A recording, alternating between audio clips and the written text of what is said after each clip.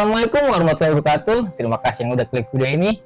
Balik lagi nih di Ada Misteri. Kali ini dalam segmen mencekam atau menceritakan kisah misteri bareng gue Ari dan Kiki tentunya. Apa kabar nih Sobat Misteri? Semoga kita semua selalu dalam keadaan sehat dan dijauhkan dari segala sakit penyakit. Dan untuk kalian yang sedang mencari pekerjaan, semoga dipermudah dan dilancarkan dan segera mendapatkan pekerjaan yang terbaik untuk kalian. Amin. Dan seperti biasa nih dalam segmen mencekam ini, Cici akan menceritakan kisah mistis pribadinya atau kisah mistis teman-teman yang udah kirim melalui Instagram kami atau email kami. Dan ada juga nih cerita arwah ya Ci ya. Benar, ya gue mau menjelaskan lagi nih tentang cerita arwah ini kenapa bisa ada. Karena yang pertama gue itu emang bisa berinteraksi dengan makhluk yang tak kasat mata. Dan banyak juga makhluk-makhluk itu yang datang kayak minta doain dan ingin diceritakan ceritanya itu hingga dia berharapnya kayak semoga gue ini bisa diterima dan gue bisa nggak ada di dunia ini lagi nih gitu. Terus intinya kan kalau makhluk-makhluk yang cerita sama gue ini mereka yang gentayangan dan nggak diterima gitu. Makanya dia datang ke gue bercerita secara detail tentang apa yang terjadi di saat itu dan dia minta didoakan semoga dia bisa diterima di sisi Allah Subhanahu wa Ta'ala. Itu nih sedikit penjelasan ya Ci tentang cerita arwah Ci ya. Betul. Nah, dan untuk malam ini ada misteri apa nih Ci? Untuk kali ini gue juga dapet cerita dari salah satu makhluk yang tak kasat mata juga ya. Tentang dia berteman dengan para boneka-boneka dan hingga akhirnya seluruh keluarganya dan anak-anaknya meninggal karena sosok boneka itu. Oh ini ngeri banget ikan ceritanya. Ngeri banget. Wah, buat teman-teman yang penasaran nih. Sebelum Cici ngeliatin ceritanya, gue mau ngucapin terima kasih banyak nih buat teman-teman yang udah support channel ini selama ini. Dan buat teman-teman yang belum support dan biar kita makin semangat dan makin berkembang lagi nih ke depannya. Gimana tuh caranya sih? Gampang banget, kalian wajib subscribe, like, komen, dan share video-video kita ke teman-teman kalian, ke saudara kalian, atau ke kemana aja lah boleh, pokoknya ke share video-video kita ya. Dan untuk kalian yang baru subscribe, terima kasih banget. Dan jangan lupa nonton video kita dari awal sampai hari ini yang kita upload. Oke deh, ini udah penasaran nih gue sama cerita nih. Gak usah lama-lama lagi, langsung masuk aja ke ceritanya.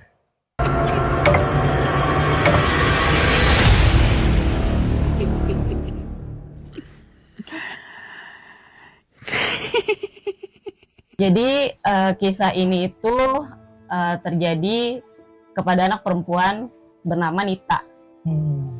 Nah Nita ini dia itu di saat dia hobi memiliki boneka-boneka itu di usia kurang lebih 10 tahun. Wah emang lagi masa-masa lagi cewek-cewek nih. Benar. Boneka ya. Benar. Dan Nita ini awalnya itu dikasih kayak hadiah sama orang tuanya nih. Pas di ulang tahun itu dikasih hadiah boneka yang kayak bayi-bayian gitu. Oh iya. Tahu. Tapi yang Nita lihat itu kayak bukan boneka nih, tapi kayak bayi beneran. Dan dia tuh mikir ini adik gua kali ya gitu di saat itu. Dan dia senang banget dapat hadiah boneka itu, boneka yang kayak bayi-bayian yang ada dot-dotnya itu. Yang kalau dicabut kayak nangis gitu kan. Ada kan yang kayak gitu zaman dulu tuh. Pernah lihat sih. Nah di situ dia kayak ya bermain sama boneka itu, tapi boneka itu setiap dia ajak main itu berinteraksi nih sama dia. Bonekanya. Jadi setiap dia ngajak main, pasti bonekanya kayak tiba-tiba nangis walaupun ininya kayak empengnya gitu nggak dicabut, dia tiba-tiba nangis kayak benar-benar minta susu beneran gitu. Sampai si Nita ini bilang ke mamanya, "Ma, Nita mau susu buat siapa? Buat adek," kata dia. "Adek siapa?" kata mamanya kan. "Ini adiknya Nita yang mama kasih," kata dia gitu. "Kan kemarin mama sama papa ngasih hadiah ke Nita, adik bayi," kata dia gitu. Oh mungkin mama mikirnya dia lagi berimajinasi nih buat cerita, buat jadi boneka itu benar-benar kayak adeknya gitu ya. Ya udah akhirnya dibikinilah sama mamanya ini satu susu lah gitu ya. Dan susu itu disuapin sama si Nita ini ke boneka itu. Dan berawal emang Nita bilang sebenarnya dari kecil itu juga dia nggak pernah ngelihat sosok-sosok kayak gitulah, dan dia emang bukan anak indigo lah gitu. Dari situ dia sayang banget nih sama bonekanya. Yang dia lihat itu adalah bonekanya makin besar dan makin besar. Dan sebenarnya adalah boneka itu ya tetap boneka bayi itu. Iya. Yang dilihat orang-orang tuh Oh. tetap boneka bayi, tapi yang dilihat itu dia tuh kayak makin dewasa gitu. Jadi Nita dewasa, dia makinan dewasa gitu. Nah, dia emang jaga banget boneka ini sampai dia usia 17 tahun. 17 tahun ini Nita ini ngerasa kayak dia itu adiknya. Kayak dia ngobrol, cerita gitu, walaupun yang lain gak percaya, tapi ya udahlah, emang dia adik gue gitu. Nita berpikirnya kayak gitu kan. Nah, di saat itu tiba-tiba yang sosok adiknya ini lebih dewasa daripada Nita. Jadi makin gede, dan Nita bingung nih, kok lu lebih gede dari gue gitu. Sedangkan kan lu adik gue. Iya, aku duluan Kak, gedenya daripada kakak, kata si boneka itu. Nah, si boneka ini tuh kayak punya anak nih. Sosok yang katanya boneka ini, dia tuh punya anak, kayak anaknya itu banyak banget lah gitu.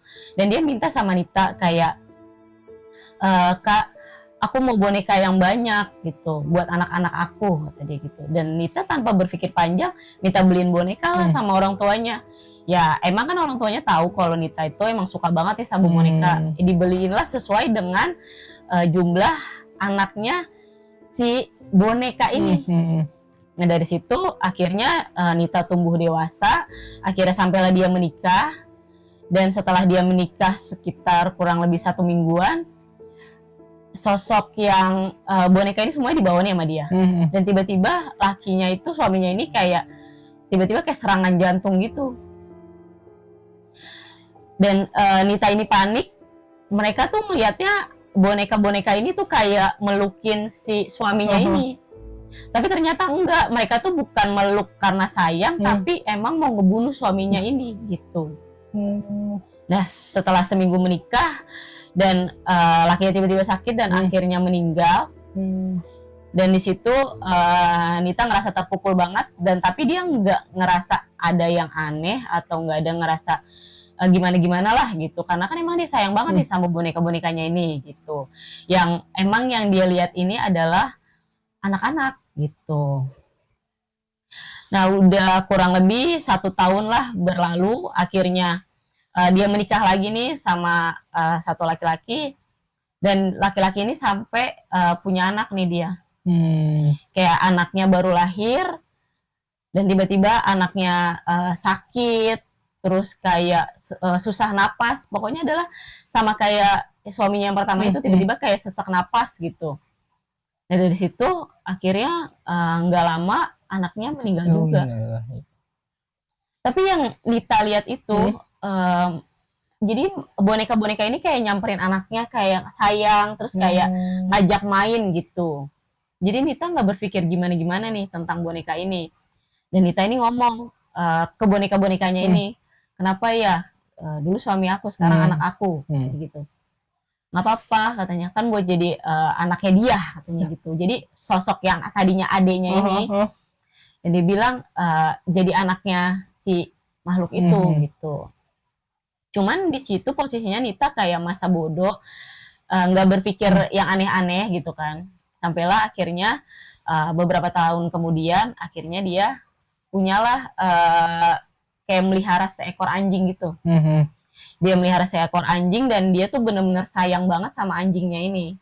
Dan dia ngelihat juga nih kayak makhluk-makhluk itu, boneka-boneka itu ngajak main si anjing ini.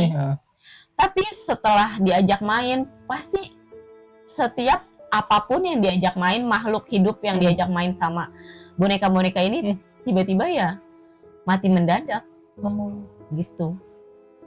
Dari situ Nita udah mulai kayak sadar nih, apa mungkin ya gara-gara mereka gitu. Dan di situ akhirnya dia ngomong nih sama suaminya, apa beberapa boneka ini kita sumbangin ya, kayak ke panti asuhan lah gitu, buat mainan anak-anak di sana kan. Ada yang membutuhkan mungkin. Benar. Cuman ya suaminya terserah, karena kan boneka-boneka itu kesayangan si Nita kan. Dari situ akhirnya Nita nyoba nih ngasih 2 boneka itu. Dan sebenarnya boneka ini ada sekitar puluhan lah. Banyak juga sih. Banyak, bukan 1 atau 2 tapi puluhan gitu kan.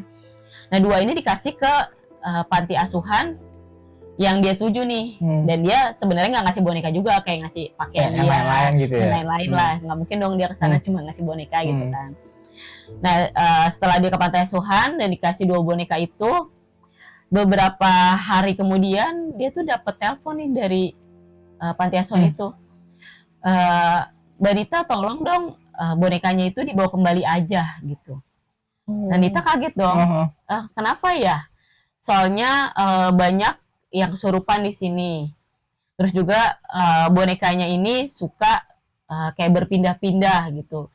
Dan ada juga yang nyakitin salah satu anak di situ gitu.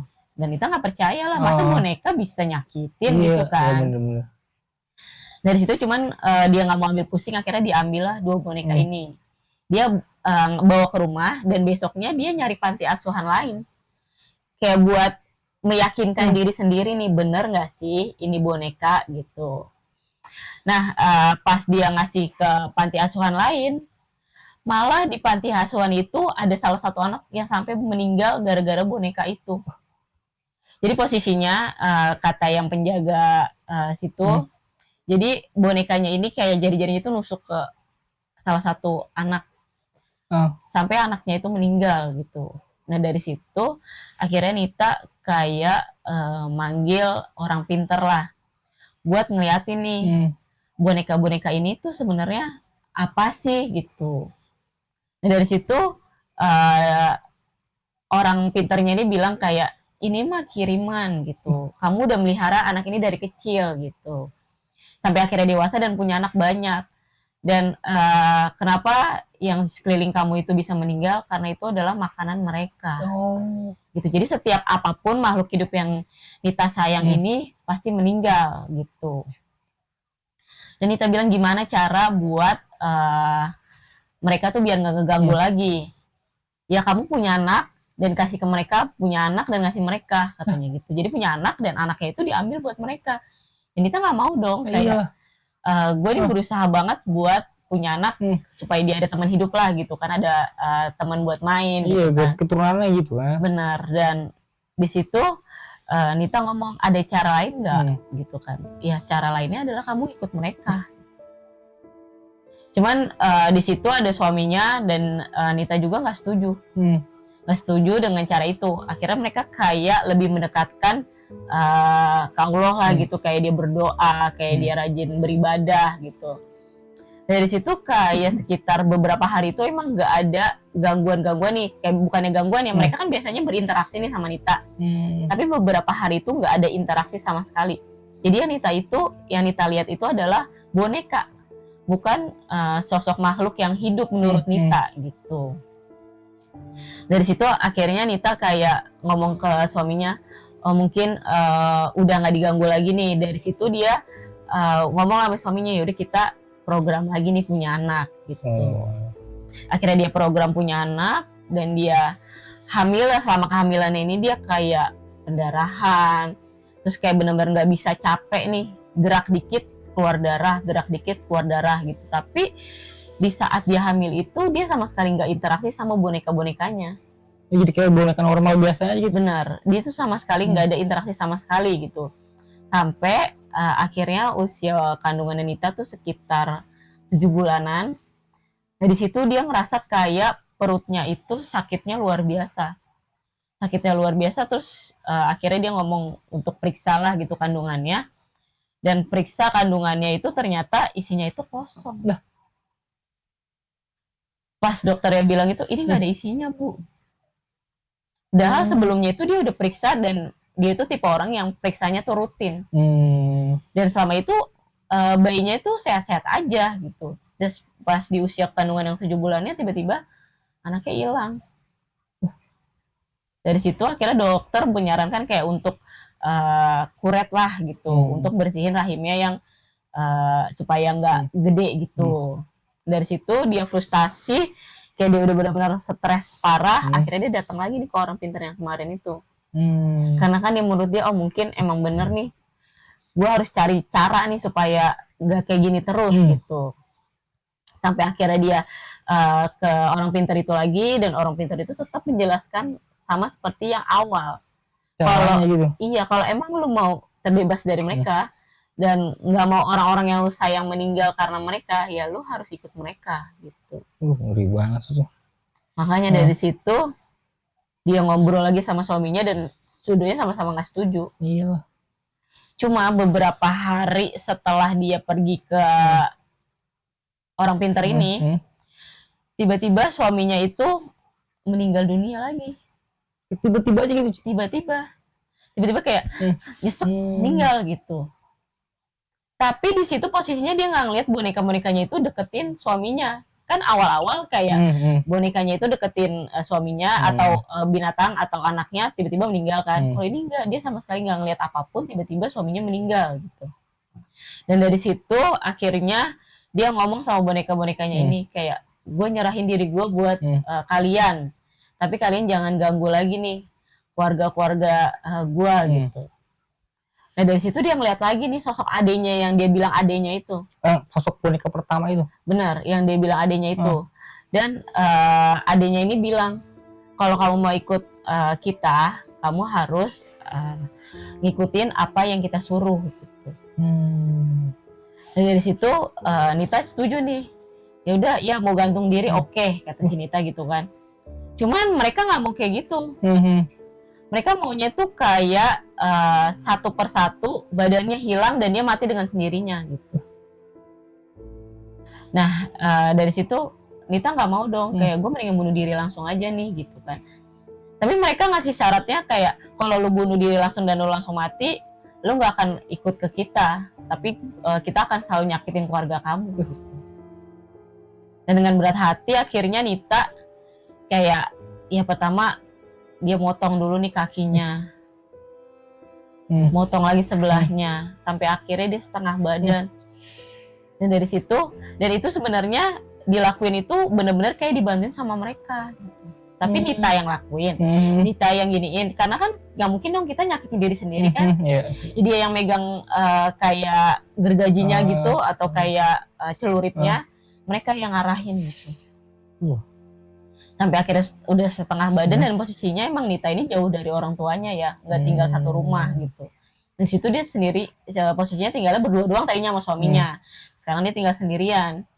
Dan dari situ akhirnya pas udah badannya setengah, dia udah nggak tahan, akhirnya dia meninggal. Dari situ dia kayak ngerasanya gue masih hidup gitu.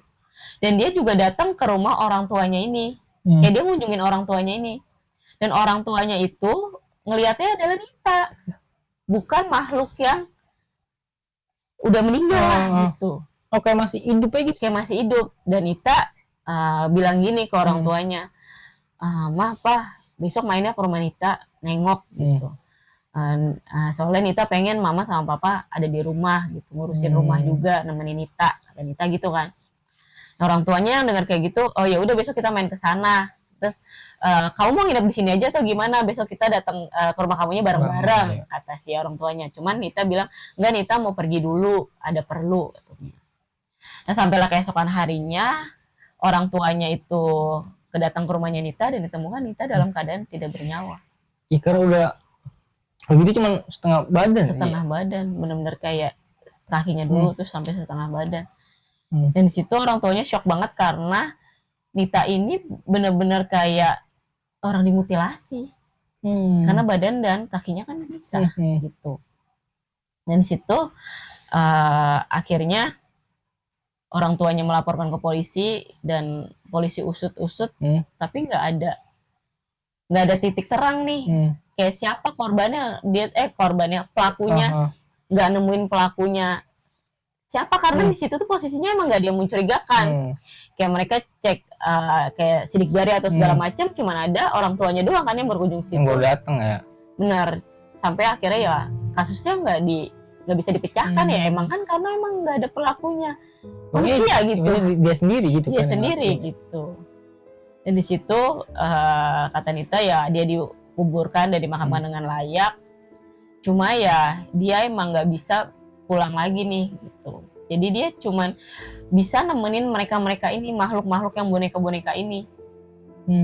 Dan di situ dia nyari tahu kayak sebenarnya lo ini siapa gitu. Itu maksud gue jadi bener. Iya, mereka tuh nanya kalian ini sebenarnya siapa sih gitu. Terus kenapa kalian kayak gini ke gua gitu kan. Dan yang dia bilang adenya ini itu yang boneka pertama tuh kan. benar. Dan dia bilang boneka ini sebenarnya dikasih ke bapak kamu itu bukan dengan cuma-cuma. Oh. Jadi ada salah satu saingan bisnis gitulah yang nggak suka nih sama bapaknya, kayak saingan bisnis lah gitu, karena bapaknya Nita ini selalu unggul. Nah dia ini nggak suka, dan dia itu emang sebenarnya teman deket banget. Jadi bapaknya gitu. Iya, jadi bapaknya ini sama sosok laki yang satu ini tuh benar-benar kayak teman deket banget. Dan makanya dia tahu anaknya mau ulang tahun, dan disitulah dia ngasih boneka bayi itu yang udah diisi sama makhluk kayak jin gitulah, yang benar-benar bisa buat nyakitin keluarganya dia gitu. Dan temen ini mikir lu tuh sayang banget sama anak lu, dan anak lu itu adalah anak satu-satunya. Makanya dia berusaha buat nyakitin anaknya supaya orang tuanya pun tersiksa gitu. Jadi emang ada kisah juga ya dari boneka itu, Ci ya? Bener. Jadi boneka itu awalnya emang diisi buat nyakitin keluarganya itu. Dan emang namanya jin ya, dia tuh bisa kayak punya anak lagi gitu. Sosok si boneka ini cowok cewek? Sosok bonekanya ini macem-macem. Nggak, yang si pertama ini yang cewek. Cewek. Sosok yang pertama itu cewek. Makanya dari dia dikasih minum dan turutin semua nih kan, apa maunya si boneka ini. Karena kan kita mikirnya adenya kan. Iya, dari situ dia tumbuh besar, akhirnya dia lebih besar dari Nita dan dia punya banyak anak gitu. Sebenarnya itu sakitnya sih, dia kayak punya adik gitu kan. Orang sungguh bener-bener kan jadi teman cerita, teman apa. Walaupun banyak yang mungkin ya pasti banyak yang bilang dia aneh atau apa mungkin kan. Pasti. Kalau ngobrol sama boneka itu sampai sayang banget gitu kan. Dan dia juga kan teman ngobrolnya dia sama si adenya itu kan, yang dipikir adenya itu. Iya kan, pasti nyangkanya dia udah gimana sih kalau sekarang bestie banget ya gitu. Udah sayang banget lah gitu. Udah nggak kayak ada beneran ternyata. Bener. Wah, nyakitin kacau dia. Sih endingnya ya. Gimana tuh teman-teman? Cerita nih yang tadi Cici bawa ini, menurut gue ini cerita, gak nyangka banget sih, ngeri sih. Ngeri banget. Dan sebenarnya cerita ini itu baru dapat beberapa menit yang lalu. Iya, makanya gue bener nggak tahu nih apa nih cerita yang mau bawain gitu. Makanya gue juga kaget tiba-tiba dia yang datang, kayak dia pengen cerita dan dibawain ceritanya. Ya gue sebagai perantara lah gitu ya, cuman bisa berusaha buat nyampein ceritanya dia. Dan semoga kita juga bisa mendoakan dia supaya dia juga bisa diterima di sisi Allah Subhanahu wa Ta'ala. Amin. Dan buat teman-teman nih, sekali lagi gue cuma mau ngasih tahu nih buat teman-teman yang percaya, mau gue yang nggak percaya, tapi janganlah nulis komen-komen negatif sih ya. Cukup kalau emang nggak suka dengan cerita kayak gini, cukup di skip aja gitu kan. Betul. Nggak usah komen-komen negatif ya. Dan untuk jadi pelajaran aja. Mungkin kalau kalian nggak percaya ya kita oke aja sih, karena kan memang ada yang bisa lihat, ada yang enggak, ada yang pernah menemukan sosok makhluk yang tak kasat mata ini, ada yang enggak. Itu pro dan kontra ya wajar. Iya, karena kan itu kalau kayak percaya sama kayak gini kan itu hak pribadi masing-masing lah ya. Nah, pada kesempatan malam ini gue bakal ini nih Ci, nanya-nanya, karena banyak banget nih yang komen di video-video kita yang sebelumnya ya, dari subscriber kita juga nih. Siap. Semoga lo berkenan menjawabnya ya. Oke. Ini yang pertama dari @tia1604. Assalamualaikum malam kakak, maaf apa kakak mau bantuin ya? Terawang kenapa aku sering sakit leher dan kepala. Makasih sebelumnya, salam kenal di Cilacap. Waalaikumsalam nih buat Kak Titi. Padahal kita satu kampung nih di Cilacap juga nih. Nah, silakan tuh dijawab. Waalaikumsalam Kak Titi, salam kenal. Kalau untuk nerawang dari jarak jauh itu nggak bisa ya, kecuali kayak ketemu gini nih, ngelihat kayak di belakang Kak Ari ada apa gitu bisa. Tapi kalau untuk jarak jauh nggak bisa gitu. Oke deh. Mohon maaf nih berarti nih Kak Katia nih. Nah ada lagi nih dari video kita sebelumnya juga nih Ci ya. Ada yang komen juga sini. Dari @iutis7226. Kak, mitos apa beneran kalau tanaman bangle, delingo, dan kelor gak disenangi makhluk halus? Kalau bangle pengalaman pas hamil ya, dulu kan emang disuruh banget bawa gituan biar nggak digangguin setan katanya. Tapi pas gue bawa kayak gitu, nggak ada yang takut tuh. Justru biasa aja gitu. Gue bawa dan nggak bawa itu sama aja. Pas gue bawa ya mereka ngobrol sama gue, interaksi aja gitu maksudnya. Kalau menurut gue ya itu sih hanya mitos gitu. Dan untuk daun kelor ya, kalau daun kelor gue pernah punya pengalaman nih. Jadi dulu tuh teman gue tuh punya bokap. Nah bokapnya itu sakit-sakitan dan susah meninggal. Sampai teman gue bilang gini, Rin anterin gue yuk ke kampung. Ngapain? Ini bokap gue nggak mati-mati kata dia. Karena bokapnya itu punya pegangan kayak dia punya pegangan lah entah keris, entah apa kita nggak tahu ya. Nah dari situ dia kayak daun kelor itu dibacain, gue nggak ngerti bacain apa ya, kayak di kepret gitu ke bokapnya. Nggak lama innalillahi. Gue percaya nggak percaya, tapi gue ngeliat sendiri nih gitu. Oh itu daun kelor ya? Iya. Kalau yang satu lagi apa tuh katanya? Tanaman delingo apa ya maksudnya? Kalau delingo nggak tahu, baru dengar sih. Tanaman delingo ya. Kalau delingo nggak tahu deh, baru dengar. Nah mungkin kalau buat teman-teman yang tahu juga nih, boleh buat ditulis di kolom komentar ya. Dan ada satu lagi nih Ci nih, kalau boleh Ci ya. Dari video kita juga sebelumnya nih ada yang nanya dari @rianpacul1043 nih. Komunikasi sama setan bikin badan capek nggak Ci? Capek. Cuma karena udah terbiasa jadi ya nggak terlalu. Kalau awal-awal mah bisa sampai lemes banget. Oh, bisa capek banget ya? Bisa capek banget gitu. Nah, gimana tuh teman-teman?